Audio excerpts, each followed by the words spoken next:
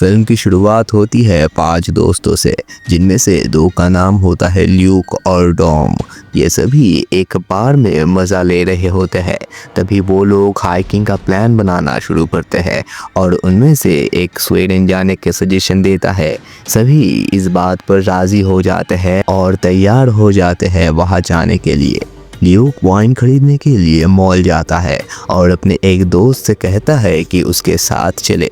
उसका दोस्त मान जाता है। जब दोनों मॉल पहुंचते हैं वाइन खरीदने के लिए तो देखते हैं कि कुछ लोग दुकानदार को बंदी बनाए हुए हैं। ये देखकर ल्यूक तुरंत छुप जाता है, लेकिन उसका दोस्त वही खड़ा रह जाता है। चोर उस दोस्त का वॉलेट छीन लेता है और फिर उससे उसकी शादी की रिंग मांगता है, लेकिन जब वो मना कर देता है तो चोर उस पर छुरी से बार बार वार करता है। उसके काफ़ी वार के बाद उस दोस्त की वही मौत हो जाती है। ल्यूक सब कुछ छुपकर देख रहा होता है, लेकिन ना उसने कुछ बोला और ना ही अपने दोस्त की मदद की। अब हमें 6 साल बाद का सीन दिखाया जाता है। अब 4 दोस्त स्वीडन में हाइकिंग के लिए जा रहे होते हैं। जैसा कि उन्होंने डिसाइड किया था, वो यहाँ खुशी से नहीं आए बल्कि अपने दोस्त की याद में आए हैं। ल्यूक अंदर से काफ़ी उदास रहता है क्योंकि उससे लगता है कि उस दिन मॉल में वो अपने दोस्त को बचा सकता था। सभी अपने दोस्त को याद करते हुए वाइन पीते हैं और हाइकिंग के लिए निकल पड़ते हैं। रास्ते में डॉम का पैर फिसल जाता है और उसका पैर चोटिल हो जाता है। इसी वजह से उसके लिए आगे चलना मुश्किल हो जाता है। फिर वो लोग एक शॉर्टकट ढूंढने लगते हैं और एक मैप के जरिए एक फॉरेस्ट से गुजरते हुए रास्ता मिलता है। वो डिसाइड करते हैं कि जंगल के रास्ते से ही आगे बढ़ेंगे। ल्यूक का मन अच्छा नहीं होता और उसे लगता है कि ये रिस्की हो सकता है, जंगल में कोई खतरा हो सकता है। इसीलिए ल्यूक कहता है कि किसी को बुला लेना चाहिए मदद के लिए, लेकिन डॉम जो इंश्योर्ड होता है वो फॉरेस्ट के रास्ते से जाने पर मान जाता है। वो सभी जंगल में आगे बढ़ने लगते हैं। रास्ते में उन्हें एक पेड़ पर किसी जानवर की लाश लटकी हुई दिखती है। वो दिखने में कुछ देर पहले ही खत्म हुआ लगता है, लेकिन सब उसे इग्नोर करके आगे बढ़ने लगते हैं। फिर वो लोग उसी पेड़ पर एक सिंबल भी देखते हैं। उस सिंबल को देखकर उन्हें शक होता है कि जंगल में शायद शिकारीज है जो उस जानवर को मार चुके हैं। इसी दौरान उन्हें एक केबिन दिखाई देता है और सभी उसे देखकर खुश हो जाते हैं क्योंकि तब जोर की बारिश हो रही होती है। उन्हें लगता है केबिन में जाकर उन्हें कुछ मदद मिल जाएगी। जब वो केबिन पहुंचते हैं तो देखते हैं कि अंदर कोई भी नहीं है और वो जगह काफ़ी खाली है। तब वो ज़बरदस्ती उसका दरवाज़ा तोड़कर अंदर घुस जाते हैं। ल्यूक को जंगल से कोई अजीब सी आवाज़ सुनाई देती है, लेकिन वो उसे इग्नोर करके अंदर चला जाता है। वो दरवाज़ा लॉक करता है और देखता है कि केबिन के अंदर कुछ बहुत पुरानी चीज़ें पड़ी होती है। ऐसा लगता है जैसे यहाँ के लोग काफ़ी समय पहले ये जगह छोड़कर चले गए हो। उन्हें वही सिंबल मिलता है जो पेड़ पर था और एक स्टैचू भी मिलता है जिसका सर नहीं होता और दिखने में काफ़ी भयानक लगता है। ये सब देखकर उन्हें कुछ अजीब सा महसूस होता है। फिर भी मजबूरन उन्हें उस केबिन में रात बितानी पड़ती है क्योंकि बाहर तेज़ बारिश हो रही होती है। रात को सभी सो जाते हैं। तभी एक अजीब सी रोशनी से ल्यूक की नींद खुल जाती है। वो अपने दोस्तों को जगाने की कोशिश करता है, लेकिन कोई नहीं जागता। तब ल्यूक अकेले ही चेक करने के लिए बाहर जाता है।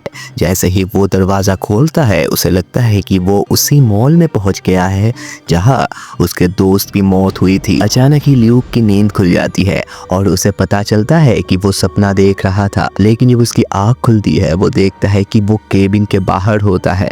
तभी उसके सीने से खून बहने लगता है और वो इधर उधर देखने लगता है कि ये सब क्या हो रहा है। उसे अपने सीने पर कुछ पंजे के निशान मिलते हैं। डर के मारे वो तुरंत केबिन के अंदर जाता है और देखता है कि उसके दोस्तों की हालत भी खराब है। 2 लोगों की हालत खराब होती है तो ल्यूक उन्हें शांत करता है, लेकिन उनका तीसरा दोस्त केबिन में नहीं होता। ल्यूक उसे ढूंढने निकलता है और देखता है कि वो दोस्त दोस्त उसी भयानक स्टैचू के सामने बिना कपड़ों के खड़ा है और उसकी पूजा कर रहा है। ल्यूक उसे शांत करता है और फिर सब अपना सामान लेकर वहां से निकलने का डिसाइड करते हैं। सभी चुपचाप और थोड़े शर्मिंदा होते हैं, लेकिन जैसे ही वो आगे बढ़ते हैं उन्हें वापस कई पेड़ों पर वही सिंबल्स दिखाई देता है। ये सब देखकर सभी घबरा जाते हैं। अब वो यहाँ से निकलने का प्लान बनाते हैं। मैप के हिसाब से उन्हें साउथ वेस्ट डायरेक्शन में निकलना था, लेकिन डॉम एक नई राह पर चलने लगता है और बाकी उसके पीछे पीछे चलने लगते हैं। आगे बढ़ते हुए ल्यूक का दोस्त रात के घटना के बारे में सबको बताता है। बाकी दोस्त उसे कहते हैं कि उस सपने के बारे में भूल जाओ, वो सिर्फ एक बुरा सपना था। फिर सभी आगे चलते हैं और उन्हें एक और केबिन दिखाई देता है जो पुराने केबिन जैसा ही होता है, लेकिन इस बार वो लोग उसमें नहीं जाते बल्कि बिना रुके आगे बढ़ जाते हैं। अब तक वो लोग काफी अंदर तक जंगल में आ चुके होते हैं। तभी डॉम का पैर दर्द करने लगता है और वो वहीं बैठ जाता है। वो अपने दोस्तों से कहता है कि थोड़ा यही रुक जाते हैं, लेकिन उनमें से एक दोस्त कहता है हमें ये जंगल जल्द से जल्द छोड़ देना चाहिए, मुझे यहाँ रुकने में अच्छा महसूस नहीं हो रहा। ल्यूक आसपास देख रहा होता है ताकि कोई रास्ता मिल जाए। तभी उसे दूर एक अजीब सा चीज हिलता हुआ दिखता है, जिसे देखकर वो डर जाता है। वो तुरंत अपने दोस्तों के पास भाग कर आता है और उन्हें बताता है कि उसने कुछ अजीब सी चीज देखी है जो हिल रही थी, लेकिन कोई भी उसकी बात पर भरोसा नहीं करता। ल्यूक उन्हें अपने सीने पर लगी चोट दिखाता है ताकि उन्हें प्रूव कर सके। तब डॉम कहता है कि शायद तू किसी पेड़ से टकरा गया होगा और तुझे ये चोट लग गई होगी। डॉम गुस्से में ल्यूक के बारे में भला बुरा बोलता है और दोनों के बीच झगड़ा हो जाता है। गुस्से में ल्यूक अपना बैग उठाता है और अकेले निकल जाता है। उसके बाद बाकी लोग भी अपना सामान लेकर उसके पीछे पीछे निकल पड़ते हैं। रास्ते में उन्हें जमीन में कुछ दबा हुआ मिलता है। जब वो उसे निकालते हैं तो पता चलता है कि वो एक कैंपिंग टेंट है। उस टेंट के अंदर उन्हें एक बैग मिलता है जिसमें एक वॉलेट होता है। उस वॉलेट में एक फ़ोटो और एक क्रेडिट कार्ड मिलता है जिसके एक्सपायरी डेट 1984 होता है। उन्हें समझ में आता है कि शायद कोई फैमिली 1984 में यहाँ आई थी और फिर वो यही मर गई। तब सभी सोचने लगते हैं कि इस जंगल में कुछ तो गड़बड़ है। ल्यूक का सबसे अच्छा दोस्त कहता है कि हमें तुरंत यहाँ से निकल जाना चाहिए, लेकिन तब तक रात होने लगती है। सभी डिसाइड करते हैं कि यही टेंट लगाकर रात गुजार लेते हैं। सभी अपने टेंट्स लगाकर सो जाते हैं, लेकिन रात को ल्यूक फिर से वही सपना देखता है जिसमें उसके दोस्त की मौत होती है। वो उसी सपने से डर कर उठ जाता है। तभी उसे टेंट के बाहर किसी के चिल्लाने की आवाज़ आती है। वो चेक करने के लिए बाहर जाता है तो देखता है कि उसका दोस्त वहाँ नहीं है। ल्यूक देखता है कि उसके दोस्त का टेंट फटा हुआ है और वो खुद भी गायब है। वो तुरंत दूसरे दोस्त से पूछता है कि वो कहाँ गया। उसका दोस्त जो रो रहा होता है और परेशान भी होता है बताता है कि एक बहुत बड़े आदमी ने उनके दोस्त को उठाकर ले गया है। वो बात कर ही रहे होते हैं कि तभी उन्हें जंगल से अपने दोस्त की चीखने की आवाज़ सुनाई देती है। वो उस आवाज़ की तरफ भागते हैं, लेकिन जब वहाँ पहुँचते हैं तो उन्हें कुछ भी नहीं दिखता। फिर जब वापस टेंट की तरफ जाने लगते हैं तब उन्हें रियलाइज होता है कि वो काफ़ी दूर निकल आए हैं और जंगल में खो गए हैं। सुबह होती है और वो लोग अपने दोस्त की लाश एक पेड़ पर लटकी हुई देखते हैं, ठीक वैसे ही जैसे उन्होंने उस जानवर की लाश देखी थी। अपने दोस्त की कंडीशन देखकर सभी डर जाते हैं। उनका मन और भी भटक जाता है। वो लाश को नीचे उतारते हैं और मैप ढूंढने लगते हैं, क्योंकि वही दोस्त मैप लेकर चल रहा था। उन्हें मैप नहीं मिलता। तब ल्यूक का एक दोस्त कहता है हमें उसकी लाश यूं ही छोड़ देनी चाहिए, लेकिन डॉम उसे रोक लेता है और वो लोग उस दोस्त के लाश पर कुछ लकड़ियां रखकर आगे बढ़ते हैं। आगे चलकर उन्हें एहसास होता है कि सारी प्रॉब्लम्स उस केबिन में जाने के बाद से शुरू हुई है। रास्ते में उन्हें पानी मिलता है और सभी उसे पीते हैं। वहीं पे उन्हें एक पालथी और एक इंसान की पैरों के निशान मिलते हैं। तभी उन्हें लगता है कि यहाँ आसपास पास शायद लोग रहते हैं। वो उस डायरेक्शन में आगे बढ़ने लगते हैं। काफ़ी देर चलने के बाद सब थक जाते हैं और थोड़ा सा रुककर आराम कर लेते हैं। ल्यूक एक पहाड़ी पर चढ़ जाता है ताकि वो जंगल का रास्ता देख सके। तभी उसे पता चलता है कि वो लोग अब जंगल के बाहर जाने ही वाले हैं। ये देखकर वो खुशी से अपने दोस्त के पास भागता है उन्हें ये बात बताने के लिए। लेकिन जैसे ही वो पहुंचता है देखता है कि एक डरावना क्रिएचर उसके दोस्त को ले जाता है। ल्यूक उसे देखकर घबरा जाता है और भागने लगता है। भागते वक्त वो एक पेड़ से टकराकर गिर जाता है। फिर से उसे मॉल का सपना आता है। जब उसकी नींद खुल जाती है तो वो तुरंत डॉम को बुलाता है और उसके पास जाता है। ल्यूक कहता है हमारे दोस्त को एक भयानक जीव ले गया है। वो इतनी तेज़ी से भाग रहा था कि मैं उसे प्रॉपरली देख भी नहीं पाया। दोनों काफ़ी घबरा जाते हैं लेकिन फिर भी हिम्मत करके भागकर यहाँ से निकलने का डिसाइड करते हैं। वो दोनों रास्ते में आगे बढ़ते हैं और एक रास्ता दिखाई देता है जिसके दोनों तरफ मशालें जल रही होती है। रास्ते में उन्हें अपने एक और दोस्त की लाश पेड़ पर लटकी हुई मिलती है, बिल्कुल उसी तरह जैसे पहले दोस्त और उस जानवर की लाश लटकी थी। ये सब देखकर वो दोनों और भी ज़्यादा डर जाते हैं लेकिन फिर भी हिम्मत करके आगे बढ़ते हैं और एक केबिन तक पहुंच जाते हैं। जैसे ही वो दोनों केबिन में पहुंचते हैं कोई ल्यूक पर अटैक करता है।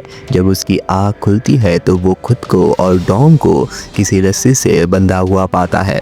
ल्यूक केबिन की दीवार में एक सुराग बनाता है और बाहर देखकर उसे पता चलता है कि केबिन के बाहर कुछ ट्राइबल लोग मौजूद है। वो तुरंत डॉम को बताता है जिसे सुनकर डॉम भी काफ़ी डर जाता है। डॉम एक टेबल पर रखे ग्लास को तोड़ता है और ल्यूक से कहता है कि उसकी रस्सी काट दे। लेकिन इससे पहले कि वो कुछ कर पाए एक बूढ़ी औरत ट्राइबल लोगों के साथ केबिन में आती है। उसका चेहरा काफ़ी डरावना होता है। वो ल्यूक के पास आकर उसके सीने पर लगी चोट को देखती है। वो ल्यूक को पानी पिलाती है और अपना निशान भी दिखाती है। फिर वो डॉम के पास जाती है लेकिन उसे पानी नहीं पिलाती और बिना कुछ किए वापस चली जाती है। ल्यूक उस बूढ़ी औरत से कहता है कि डॉम को भी पानी पिला दो लेकिन वो उसे इग्नोर कर देती है। उसके बाद वो एक आदमी को बुलाती है और कहती है डॉम को मेरे पास लाओ। वो लोग डॉम को ऊपर ले जाते हैं। तब ल्यूक केबिन के अंदर ही डॉम के चीखने की आवाज़ सुनता है। तभी एक लड़की जो उसी ट्राइबल ग्रुप से होती है ल्यूक के पास आती है। वो कहती है तुम्हारे दोस्त को बलि के लिए ले जाया जा रहा है। थोड़ी देर बाद डॉम को वापस नीचे लाया जाता है। उसकी हालत बहुत ख़राब होती है क्योंकि उसके साथ टॉर्चर किया गया होता है। डॉम कहता है वो मुझे मार देंगे लेकिन तू प्रॉमिस करना कि जब तू यहाँ से निकलेगा तो इस केबिन को आग लगा देगा। सुबह होती है और ट्राइबल लोग डॉम को एक पोल से बांध देते हैं। उसके बाद वो सब उस डरावने जीव का इंतज़ार करते हैं। ल्यूक केबिन के अंदर अपनी रस्सी खोलने की कोशिश कर रहा होता है। तभी वो क्रिएचर जंगल से बाहर आता है और जैसे ही वो आता है सब ट्राइबल लोग उसके सामने झुक जाते हैं। ल्यूक अपने हाथ की रस्सी खोल लेता है। तभी दिखाया जाता है कि डॉम को अपनी वाइफ का दर्शन होता है लेकिन असल में वो उस डरावने क्रिएचर का रूप होता है। वो क्रिएचर डॉम को उठाकर ले जाता है। फिर उसकी लाश को भी पेड़ से लटका दिया जाता है। बिल्कुल पहले की तरह ही डॉम की भी बड़ी ही भयानक तरीके से मौत हो जाती है। ल्यूक को दिखाया जाता है। तभी वही ट्राइबल लड़की उसके पास आती है और वो उसे कहता है डॉम की लाश को नीचे उतारो लेकिन लड़की मना कर देती है और कहती है हम मरे हुए शरीरों को छू नहीं सकते। ल्यूक उस लड़की से उस क्रिएचर के बारे में पूछता है। तब वो लड़की कहती है कि ये क्रिएचर फॉरेस्ट गॉड है और ये बहुत समय से यहाँ पे रहता है। इसने हमें कभी कोई नुकसान नहीं पहुँचाया इसीलिए हम इसे अपना भगवान मानते हैं। तुम्हारे सीने पर भी जो निशान है उसकी वजह से तुम भी अब हमारे समुदाय का हिस्सा हो। वो कहती है तुम्हें हमारे साथ यहाँ रहना पड़ेगा। हमारे लोग हर साल फॉरेस्ट गॉड की पूजा करते हैं। जब भी कोई ट्रैवलर यहाँ आता है वो क्रिएचर उनमें से कुछ लोगों को मार देता है और एक को चुनता है ताकि वो यहाँ हमेशा के लिए उसके साथ रह सके। इस बार तुम्हें चुना गया है। तुम्हारे सीने पर जो निशान है वो हमारे ग्रुप का सिंबल है। जो भी इस क्रिएचर की पूजा करता है उसकी हर इच्छा पूरी होती है और वो अमर बन जाता है, लेकिन उसके बदले में हमें इसे मानव बलि देनी पड़ती है। ल्यूक उसे पूछता है कि ये फॉरेस्ट गॉड ने मुझे ही क्यों चुना। लड़की कहती है तुम्हारे अंदर दर्द है और गिल्ट भी है। फॉरेस्ट गॉड उन्हीं लोगों को चुनता है जिनके अंदर ये सब होता है। वो कहती है आज रात एक रिचुअल होगा जिसमें तुम्हें उसके सामने झुकना पड़ेगा। अगर तुमने मना किया तो वो तुम्हें भी पेड़ से लटका देगा। ल्यूक ये सुनकर शॉक रह जाता है और लड़की चली जाती है। हाथ खोलने के बाद ल्यूक केबिन के ऊपर के रूम में पहुंचता है। वहाँ उसे कई सारी लाशें मिलती है जो बहुत ही पुरानी और सूखी होती है, लेकिन वो सब जिंदा होते हैं क्योंकि फॉरेस्ट गॉड के कारण वो अमर बन चुके थे। ल्यूक उन लाशों को आग लगा देता है और केबिन से बाहर निकलता है। बाहर जाते ही बूढ़ी औरत उसे देख लेती है, लेकिन ल्यूक उसे मुक्का मार देता है और दूसरे कमरे में चला जाता है। वहाँ उसे एक बंदूक मिलती है और जो आदमी उसका रास्ता रोकता है उसे वो मार देता है। फिर उसे दिखाई देता है कि उस क्रिएचर ने उस ट्राइबल लड़की को भी मार दिया है क्योंकि उसने ल्यूक को सब कुछ बताया था जो उनके नियम के खिलाफ था। अब ल्यूक दूसरे दरवाजे से निकलता है और उस क्रिएचर पर गोली चलाता है, लेकिन उस पे इसका कोई असर नहीं होता। ये देखकर ल्यूक घबरा जाता है और भागता है। रास्ते में उसे फिर वही मॉल का विजन दिखाई देता है। इस विजन के चक्कर में वो भाग नहीं पाता और क्रिएचर उसे पकड़ लेता है। वो क्रिएचर ल्यूक को उठाकर जमीन पर पटक देता है, फिर उसके सिर पर हाथ रखकर एक रिचुअल शुरू करता है। ल्यूक एक कुल्हाड़ी देखता है और उससे उस क्रिएचर पर अटैक कर देता है। किसी तरह वो क्रिएचर से बचकर भाग जाता है और जंगल के किनारे तक पहुंच जाता है। इसी तरह ल्यूक जंगल से निकलने में सफल हो जाता है। फिर दिखाया जाता है कि वो क्रिएचर जंगल के बाहर नहीं आ सकता, इसीलिए वो जंगल के अंदर से ही चीखता है। ल्यूक आगे बढ़ता है और उसे कई गाड़ियां दिखती है। इसका मतलब होता है कि वो अब इंसानों के एरिया में पहुंच चुका है। ल्यूक अब सुरक्षित था। इसी के साथ मूवी का द एंड हो जाता है। Thank you for watching. अगर आपको वीडियो पसंद आया है तो चैनल को सब्सक्राइब करना बिल्कुल मत भूलना।